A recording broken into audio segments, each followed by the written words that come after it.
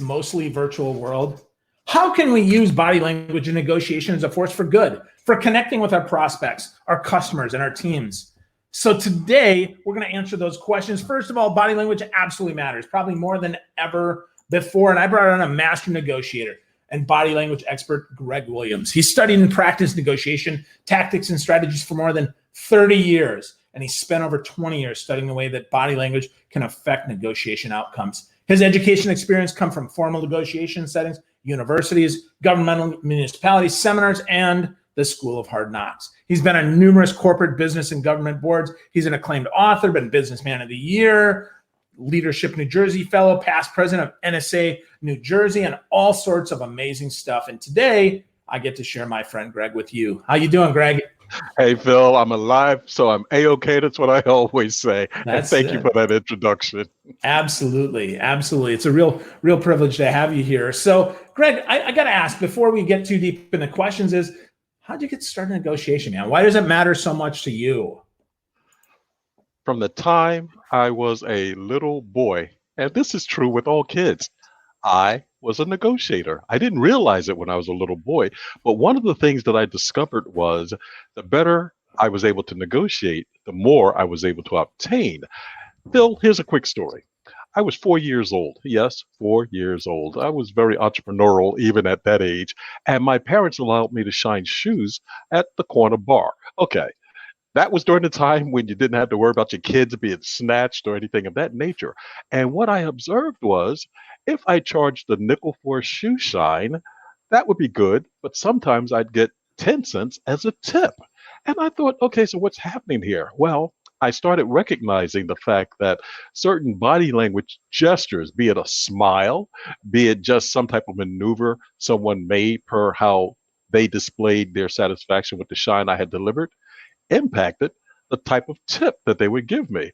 And Phil, unbeknownst to myself, even at that age, I started recognizing those gestures more and then honing the skills as I grew older into what makes for proper body language gestures to entice, to influence people to move down a particular path when you're negotiating with them. So it's been a long road that I've traveled throughout my life, which is why I also tell people you're always negotiating, and we'll get more into that as we go through this conversation. That's awesome. Shining shoes for a nickel. I think the last time I went through an airport that they actually had a shoe shine, and many of them don't. I think it was $8 or $9. So a nickel. That was a couple years ago, I'm going to guess, Greg. Yeah, a couple. That's funny, man. But I agree, right? We are always negotiating, and certainly success leaves clues. I think that's an important reminder to us. So were you using a CRM there, Act Nimble, Salesforce? What'd you have there for your notes, Greg? Well, for my notes, it was mental acuity that I was using to gather information, because you mentioned the fact that I did go to the School of Hard Knocks. And a lot of times that was the best way, truth be known, to have an occurrence further implanted in my mind about, wait a minute, that didn't go the way that it was supposed to. So not only did I make mental notes as I grew older, but then as I became more of a professional negotiator and reading body language expert, I started capturing not only what worked for other people, but observing things that were occurring in the news to actually detect what was going on in the minds of individuals. And then I became a TV news contributor to do just that for, well, 2 particular networks.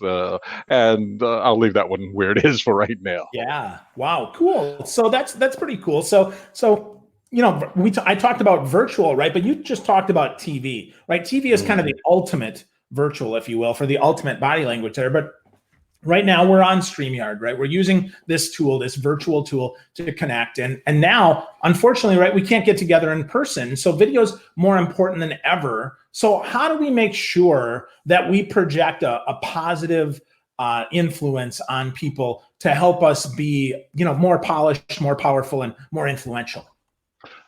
Phil, that's a interesting question, and I really do think the way you asked it was insightful. Now, Phil, I see the smile. Okay, so that's not the way. All right, so that's horrible. Right. So the point is, you can detect some signals just by observing how the message is delivered, which is what I teach people how to do, observe those particular signals, and to what degree they are delivered via the words that are used to deliver the message. Uh, okay, thought mode. You can, or you should, or we can. Those word choices convey a different set of sentiments per what's going on in the thought process of someone. And those are the type of cues that you look for. Now, here's some generic cues that you can observe, but you have to set a baseline per the person with whom you're speaking in order to be sure that you can detect accurately what that sign means in a particular situation. So, for example, with most individuals, they will tend to look up and to their left when they're trying to recall something that has occurred in the past. They'll tend to look up and to the right when they are trying to create something that may occur in the future. So, if you establish the baseline that that individual uses per how he uses those gestures, you can then say something along the lines of, so, last night you said you were with John and the two of you were doing XYZ. And the person might say, yeah, that was right. Now, if you know the person looks up and to the left to establish recall, as it were, then all of a sudden you say, so you said you and John were at XYZ, and the person looks up and to the right, you know the person is in creation mode, which is a cue or clue that you may not necessarily say something to confront that individual right then, but it's something that you definitely need to put a pin in to come back and check later. One other little tactic that can be used, a person says, I was at whatever, Neiman Marcus, let's say Walmart or whatever, last night. And you say, okay, so you said you went to Sears last night. What time did you get there? Oh, I got there around 9 o'clock. Okay, you just caught another little error that was made. You don't have to confront the individual at that time, but you can, again, put a pin in it and come back later and challenge the individual and watch what the individual says. Well, initially, you said you were at Walmart, but when I said Sears, you confirmed that you were at Sears. Now, which one is it? Take note of what the person does at that point, Phil.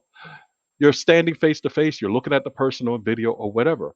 The person says, "Oh, what I meant to say." Now, you may have noticed that my body language literally backed away from that statement. That's a nonverbal cue indicating the person does not want to be as associated with that statement as he professes to be. So those are little quick cues to pick up on.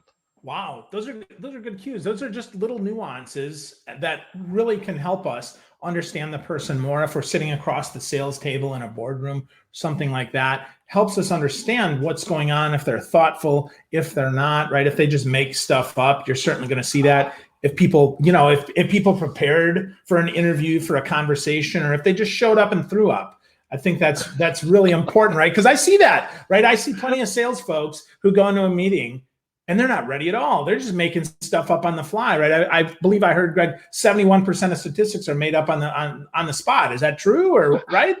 Well, it depends on to whom you're speaking, for sure. Right on, man. Right on. So yeah, but those little things make a big difference, and we can see those both in video. We can see them in person. But what about you talk about body language? What about tonation? How important is tonation? You did talk about the ums and the ers and things like that. But what about the actual tone, the loudness or the softness, the brightness, or anything like that? Well, first of all, you should always take note of to whom you're engaged with per how they use their body language and their tonality. So, Phil, for example, if I were negotiating with another entity about a product as a salesperson that I would offer to them or could deliver, I might say something along the lines of, I can guarantee that we will have this product at your location on time. And if anything ever occurs that disrupts your operations, I'll make sure that it's taken care of to your satisfaction ASAP. Now, that tonality can be reassuring to some people, but let's say to whomever you're speaking has heard similar sentiments before, and whomever stated them did not provide the type of service that they said they were going to provide. If you know that, and that's another reason why I say you're always negotiating, because before entering any environment, you should have background information about what has occurred in that environment prior. So if you know that's the case, you may make your statement by positioning it first. And what I mean by that is, someone else made similar sentiments and they didn't follow up. So now what you're saying is, I understand that in the past, you've heard things similar to what I'm about to say. And I understand also that you've been burnt by those making those sentiments. I can guarantee that we will not burn you per the services and products we deliver to you. Now, Phil, note the difference between the way I said that the first time and the way I delivered my sentiments the second time. I'm conveying more empathy per what that prospect has gone through prior, and I will more than likely land better with that individual or entity than had I used the former, or I should say the prior sentiments that I conveyed. Yeah. Well, the energy is just so different there. It's almost aggressive. Like you're trying to force me to believe you versus you're pausing, backing up and using the right tone. You're matching the situation so that you can convey that empathy, because ultimately if you have done the research and you do understand what's happened in the past and you are going to be different, well, you need to be different then, right? And you need to convey that. And by just being loud and obnoxious and overly aggressive, overly braggadocious, if you will, that doesn't help us at all. Is that what you're saying, Greg? Oh, definitely so. And to a degree, you shift tonalities throughout the course of your presentation because you want to display that you are right there mentally where that prospect's mind happens to be. And thus you are gradually molding the perception that he or she has of your presentation such that you follow a particular course of action to get them to the endpoint that you seek. Excellent. Excellent. So what about our hands, Greg? I read somewhere, that our hands, especially on video, that it's important how we play with our hands here. So talk to me about the importance of hands and how we can use them to convey trust. Well, let me tell you one thing that I literally just noticed that you did. As you went to ask that question, you started rubbing your hands just momentarily. And I do mean momentarily. That is a sign of anticipation. Okay. And in that case, it was related to the question that you were in the process of asking. So when you see such signs as anticipation or anxiety, you have to assess what the sign means based on what follows it, because the body language gesture will always precede the words. It can be the slightest of moments in time between those two occurrences, but the gesture will always precede the words. And thus you have to be aware of somebody's hand movements. Oh, gosh. Really? I'm telling you, I really do believe what you're saying, but there's something that's just not resonating with me. Okay, we're on board. Let me hear more.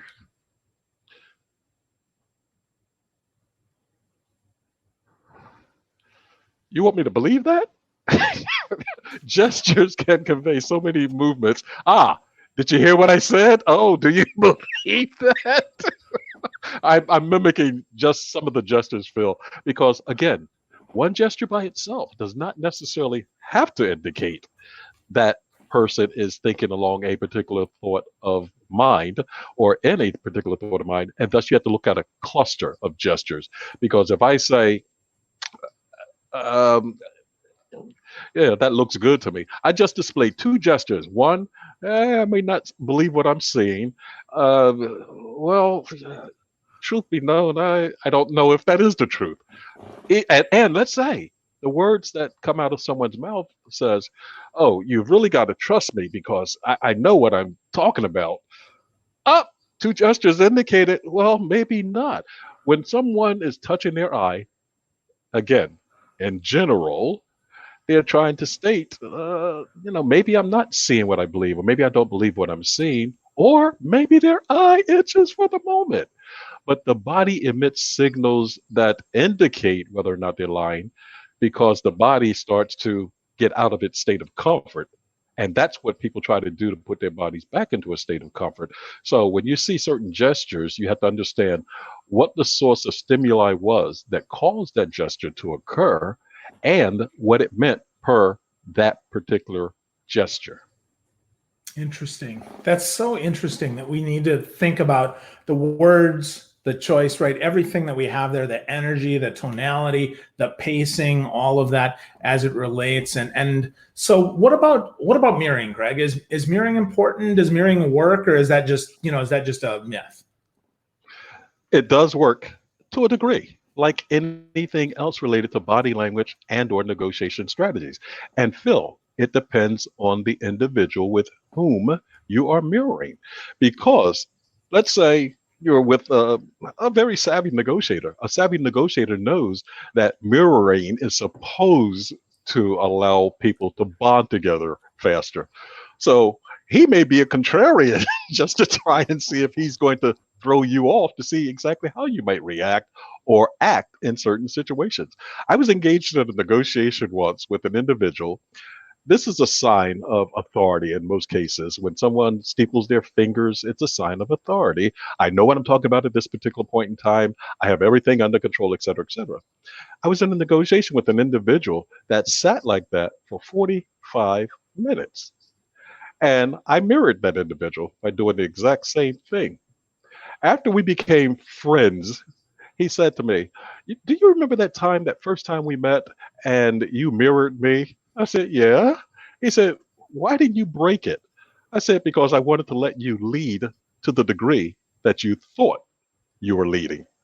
And he looked at me and just laughed. And he said, "That was good," because I said to myself, I wonder how long this guy is going to keep trying to mirror me. But see, that's how mirroring can also be used as a negotiation tactic to solicit someone's beliefs about where they are in the negotiation. Wow. That's so interesting, and just makes me think of all the negotiations that I've been part of over the years in both sales and leadership, right? As I lead a team trying to negotiate to get behavior to change or something like that. So what's an unusual negotiation tactic that can help us either lead better or sell more, Greg? Well, how aggressive would you like me to display this particular tactic? Sometimes, if you're dealing with someone that's very aggressive, you have to act as aggressively as they are acting to show that they will not push you around. Other times, you can use a tactic of appearing to be meek with that same individual to see exactly what he or she might try and do to you in order to get you to acquiesce to their demands. And at other times, you might pursue an individual that's in a mild-mannered position by, as we talked about a moment ago, mirroring the exact same actions that he or she is engaged in to display the fact that through nonverbal gestures, I'm just like you. And as you know, Phil, people like people that are like themselves. It's a built-in safety mechanism that we all have within ourselves, which allows us to migrate towards those that are like us. Because the theory is, mentally speaking, if they're like me, I have no harm to fear coming from them. Wow. That just makes so much sense, and yet it's not something that consciously I'd thought about. That makes so much sense. So really, all these tips that you've given us really is like pay attention, listen to what's being said and what isn't being said, see if things actually align with the message, right? That all messages have to be congruent. Otherwise, you're like, I'm not sure if that's the case. And then when all else fails, right, mirror to try to get people to see that you can't harm them. Is that a good wrap up for us here, Greg, as we talked about this? Definitely so. And not only listen to what they say, listen to how they say it. I tell people to listen with their eyes sometimes, because you can see things that otherwise you would miss if you were just listening for them. And Phil, here's another aspect. People will say, "Oh, I had a certain feeling about that, I knew something wasn't exactly right. Well, that's their intuitiveness kicking in. We are a lot more intuitive than we realize. When you get such feelings, pay attention to them because it's your subconscious mind knocking on the door of your consciousness to be let in. Wow, that's so good. Well, Annie Thomas says you can't express the importance of body language enough in a virtual job interview. I'd say virtual selling as well. It's one of the reasons why I recommend, whenever you can, get on video, have a video call so you can look people in the eyes. I mean, I prefer belly to belly or heart to heart, but if I can't, right, I want to be eyeball to eyeball. And this is the next best thing, being on StreamYard, using Zoom, GoToWebinar, anything like that can help with that. But Greg, if we're going to get started on the negotiation path, on the body language path, and want to be more successful, obviously, the first thing I'd say is go get Greg's book. That's the first thing I'd recommend to folks. It's really good. You can get that from Greg at themasternegotiator.com. He's got all this stuff there. But give us one or two practical tips, Greg, so that we can get started along this path. Recognize the fact that you're always negotiating. And what I mean by that is what you do today impacts the opportunities or lack of that you'll have tomorrow. And by recognizing that every environment you're in is a negotiation, you will sharpen your negotiation skills, because you'll also take note of the fact that, okay, I did this in that situation and this was the outcome. I altered it in the next situation with an individual that was slightly different, and I experienced this particular outcome.